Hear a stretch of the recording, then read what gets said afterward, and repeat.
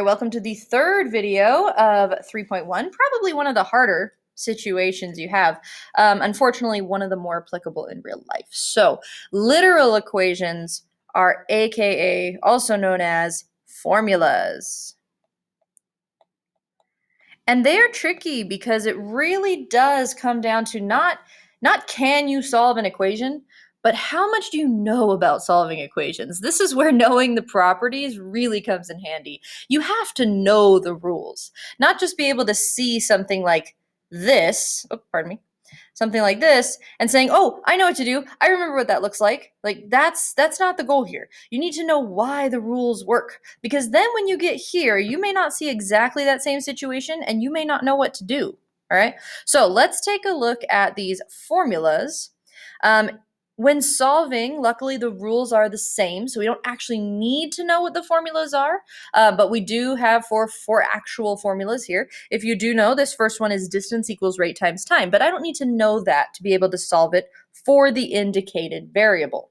There are three different variables here, so if they don't tell you which one to solve for or which one to rearrange for, you can't. Okay, technically you're just done. I choose to rearrange it for D equals. There, I'm done. But here they want us to rearrange it so it says R equals. That is our end goal here.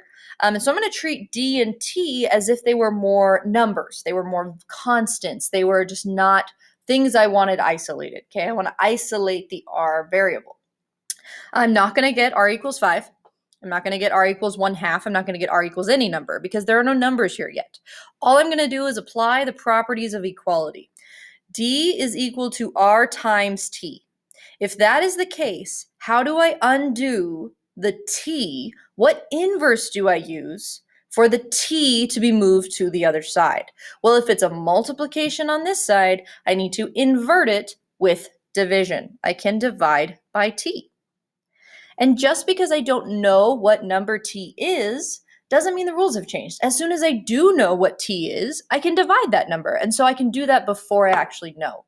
That's why our rules are so important. When I do that, they cross out here. The only thing is on the other side, I don't know what D and T are, so I can't actually divide them, right? I think more like a 16 divided by 5 situation. So D over T is equal to R. And then we have that symmetric property, which means we can write it the other way should we choose. R is equal to D over T. Now, why on earth would I want to do that? Well, for one calculation, who cares? Like, you could plug in the numbers you could solve. If you are dealing with this physics problem and you're conducting a scientific experiment and you have 500 rate calculations to do, you will want things solved for your variable. Okay. And this is the only thing that computers can't do. Computers can run numbers as fast as like not even as fast as humanly possible. They can run numbers crazy fast, but they cannot rearrange variables. So here is something that you will have to do to be able to use a computer for any sort of scientific purpose. All right, let's do it again, just so we can get practice. So here we've got another equation, P equals 2L plus 2W. We want to solve it for W. Luckily, the rules don't change. If you happen to know what this equation is standing for, that's awesome. If you don't, it's for perimeter of a rectangle. 2 length plus 2 width would be the perimeter of a rectangle, but you don't need to know that. We've got W here. W is only right here. There's the W. There you go. How am I going to get that away? Rules are still the same, so I'm going to kind of go with that same format as well. I'm going to go, or the same ideas and tips and trades and things like that. I'm going to start as far away from that W as possible. So I'm going to get rid of the 2L. Just because L is a variable doesn't mean I need to get it by itself. Okay, so I've got a 2L here. I'm just going to subtract the whole 2L to the other side. And it solves my problem. It's not on that side anymore. So this is where you really want to know which one you're solving for. Okay, I can't actually subtract it on the other side because P and L are not like terms, right? Perimeter and length are not the same thing. And so I can't actually subtract them, but at least I moved it to the other side. Now I'm focusing on this side here. I know the left-hand side is getting bigger. That's weird, but I think I'm just going to go ahead and deal with the side that has my variable on it. I've got 2 times W. The inverse would be divided by 2. And so we'll do that on the other side as well. And I end up with P minus 2L over 2 is equal to W. Perfectly logical, situation, you could use the symmetric, flip it around. You can write it exactly like that. Be careful if you want to try and simplify that. You cannot cancel those 2's unless you first separate them. So if you did want to reduce the 2's out, it would look like this. Okay, the first 2, p divided by 2, p is also being divided by 2, and it doesn't have a 2 multiplying that's canceling. There's no inverse cancel there. So you could do the 2 over 2 for the L. Do you need to? That's totally up to you at this point. Like, it's fine as long as, but only these 2 would be mathematically equivalent. Okay, it comes back to that. You have to do it to everything. All right, keep going here. We've got this next formula. I strongly recommend you try this one on your own. I always recommend you try stuff on your own, especially when you're watching the video, because it's really easy to zone out for a minute. So I'd pause the video and try it. I'm just going to go ahead and do it. Feel free to pause if you want to try both of these actually on your own. All right, this first one, welcome back. C is the formula for area of a trapezoid. We've got 2 bases and a height here, but again, you don't need to know that. This is what we call a subscript. It just lets us take the 26-letter alphabet, right? Very limiting, not that many variables. It gives us a chance to use as many variables of the same letters we want. So base 1, base 2, here that makes sense, right? You've got 2 bases of a trapezoid. It's just a subscript. It's a naming tool. Okay, it is not an operation. This is not b squared. Okay, you don't have anything. This is not b to the first power. It's just the first b and the second b. We're treating them as if they're 2 different b's, and we have to thus not add them together. This would not become 2b12. Like that's not what's happening here. So we are just looking to isolate this one. Couple things we could do. You could try distribution. I think first I'm going to take care of that h. Divide by h to both sides. That looks like an n, pardon me. And we get a over h is equal to 1 over 2 times b1 plus b2. 1/2, a lot of people think, oh, it's multiplying. It's a multiplying 1/2, so I have to divide by 1/2. You're absolutely right. But please remember, there's another way to write this. If you have multiply by a fraction, it is the same thing as division. Very, very, very second, sorry, not first, but second problem of the day. We had one of those, x over 6, right? That was the same thing as 1/6 x. And so I'm going to undo that situation here. I'm just going to call it dividing by 2, which leads me to a much easier move than dividing by 1/2. I'm just going to times by 2. Makes my life a little easier. So 2a over h, sorry, that's, again, I'm not very good with h's in this program, but it's okay, is b1 plus b2. These 2's had canceled each other out. Oh, sweet. So much easier than writing divided by 1/2, right? Because it's so many fractions. So many fractions. Okay, the left-hand side, again, it's getting a little uglier. There's still division. I can't do anything about that, though. A and H, area and height, they are not compatible variables. They don't cancel each other out. So, and there's no other numbers for me to simplify.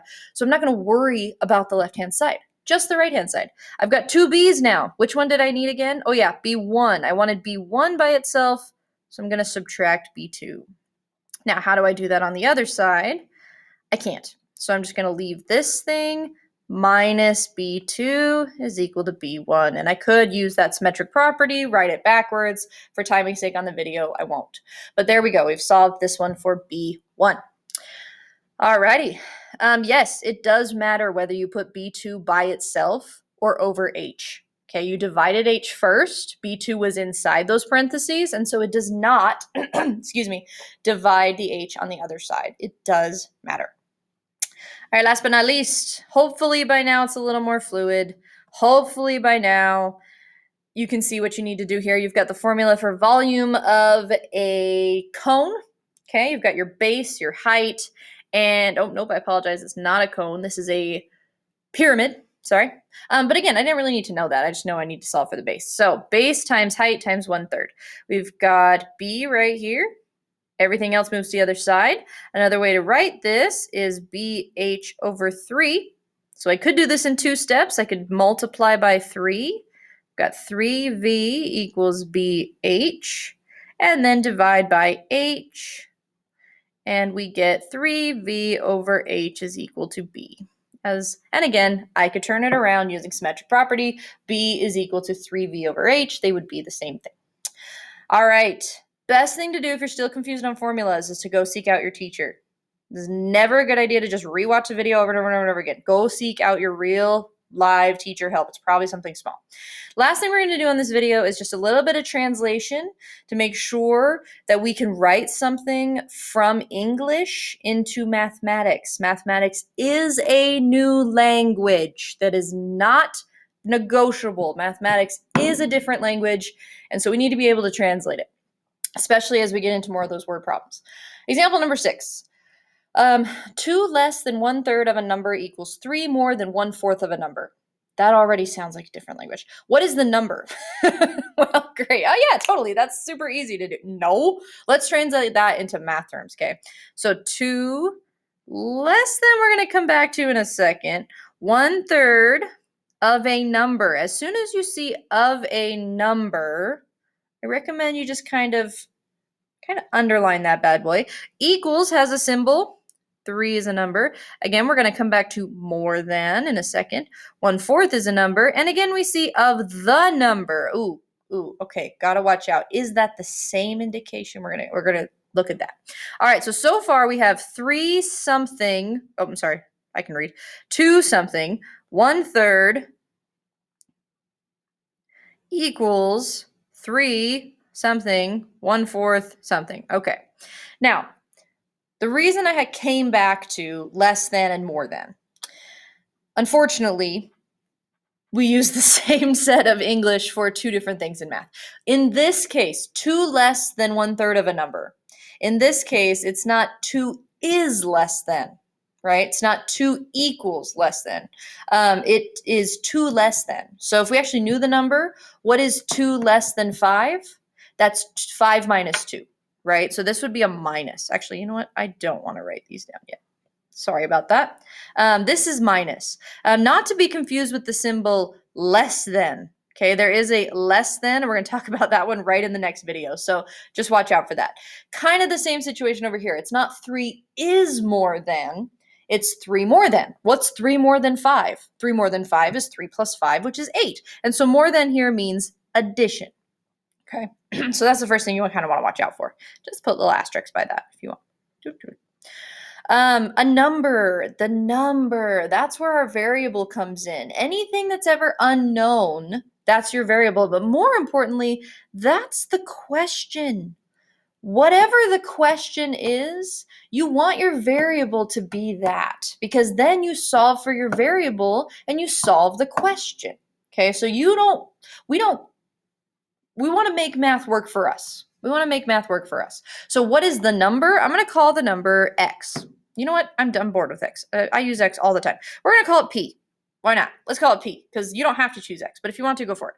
If that's the case, then I'm going to say a number P, and I'm going to make sure, because we are in an advanced class, this very well could be a very different number they're talking about. But it says of the number, so they are indicating, yes, it is the same number. That will be P as well. There are situations where I'll say another number, or a third number, or heaven forbid, a 12th number. There could be 12 different variables. It could be all over the place, right? But we do have a number here. And so we have P. I don't know why I wrote P above. Sorry about that. We're going with underline here. We get something like this. All right. Now we have to go back to our properties of equality. We have to think, if I just translate this as it is, there actually would be something wrong. Okay, there would be something wrong. If I just write this down, addition is commutative. 3 more than a number is the same thing as a number plus 3, right? 3 more than a number, you could do 3 plus P or P plus 3. That's the same thing. But 2 less than some number is not the same thing as a number less than 2. Subtraction is not commutative. So we have to be careful about this situation right here. This is actually in the incorrect order, okay? It is not 2 take away 1/3 of a number. It is 2 less than the thing we got, okay? So 1/3 a number and 2 less than that. So we want to turn that around. 1/3 P, take away 2 is equal to this. Now, technically, this has happened on both sides, but the second one, addition's commutative. It doesn't matter. We could write 3 plus 1/4 p or 1/4 p plus 3. Okay, but when you have this wording with subtraction, you have to be very careful or you're going to get a negative answer. If you're talking about, ponies instead of numbers, you can't have negative ponies. That doesn't make sense. So you want to make sure you put things in the right order. All right, what is the number? Now we don't have to sit here and think, what number would work, test, hypothesize. We don't need to. We have something we can solve using the properties of equality. So let's just go ahead and do that. Let's just solve it now. Honestly, this part, 257,000 times more complicated than solving it. Rules are so pretty. We know that if I add both sides, I just can add both sides and nothing breaks, right? Translating, hard. So let's solve now. We have our equation. Let's do the easy part. We have 1/3 p minus 2 equals, I'm just copying and pasting, 3 plus 1/4 p. Okay. First I'm going to, you don't have to put the p's on the same side to begin with. I think what I'm going to do is actually move the two. You'll see why in a sec. And this just comes from years of practice, and I want to use a special little trick that I want to show you anyway. All right, now we're here. 1/3 p and 1/4 p, when you put those together, I'm going to be subtracting 1/4 from 1/3, and that is not something a lot of people like to do. So I'm going to show you a cute little trick here. I'm going to multiply, because remember, it's division. 1/3, 1/4, those are divide by 3, divide by 4. If I multiply by 3 to both sides, and I multiply by 4 to both sides, then this happens. Boom.